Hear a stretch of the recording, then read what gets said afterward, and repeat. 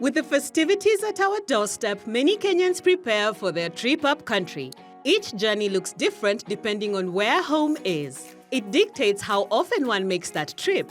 To understand just how varied, personal, and sometimes costly these homecomings can be, we spoke to 6 Kenyans who shared their stories.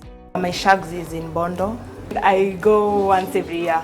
My ushago is in Nyeri, and I only go there occasionally. Ushago ni Kiambu, Githunguri. I went to watch like a couple times every month because it's really close. I have 2 shagos, so one in Kisii, the other in Kilimambogo where I'm married. Embarrassingly, I go to Kisii about once a year because it's far and everything, and then in Kilimambogo about 3 to 4 times. Me in Mdima, to be specific, from Nyeri, that's where I come from. The thought of upcountry isn't just about the place. It's about the memories made. The sights, the smells, the shared laughs, and the familiar faces all come rushing back, and suddenly you remember why the journey home is always worth it. My earliest memory, I would say, is when I was around 3-4 years. And okay, it was kind of different then because during that time there was a lot of socializing amongst my younger cousins and I, or those cousins of us who were the same age, or even the children in the neighborhood who were in the same age. So during that time we would really interact a lot through playing, all that kind of stuff, exploring the countryside adventure. Nowadays, I would say it's kind of relaxed. Going home comes with a price tag. Transport alone can cost anywhere from 1,000 Kenya shillings for a bus ride to over 15,000 shillings for a family flight, depending on the destination. Alongside this, there are gifts, groceries, and treats you're expected to carry. Me and my cousins contribute some amount of money to the food that our parents, that's our uncles and aunties, buy to cook for Christmas and that whole season that will be there. Sometimes we do go over the budget, especially if we've found new places to try out. For example, we are going to Kisii and we realize maybe there's a new restaurant or somewhere fun that you can take the kids. So of course we go over the budget. Even with careful planning, many people find that the trip ends up costing more than they expected. Unexpected stops, last-minute purchases, extra fuel for detours, or simply trying to meet everyone's expectations at home can push the budget well beyond what was originally set.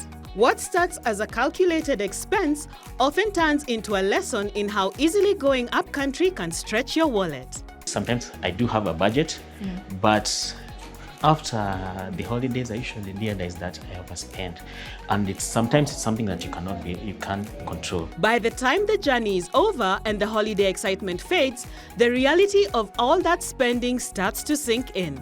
For many, that's how January creeps up, but it doesn't have to.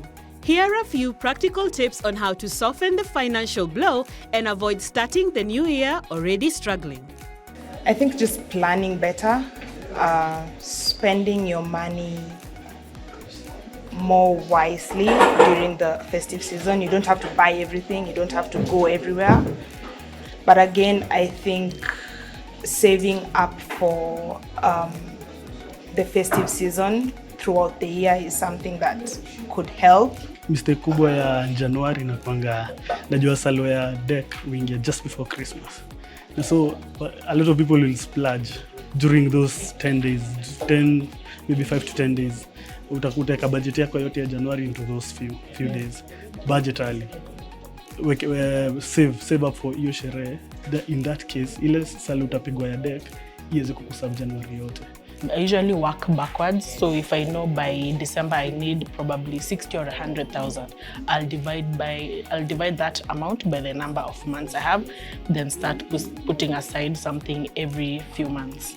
Pay even the school fees in November, or just setting it aside on a money market fund. Make sure you pay rent very early. If it's food, buy the cereals, boil them, put them in the fridge. That will save you a lot in January. As they shared these money-saving tips, one thing became clear.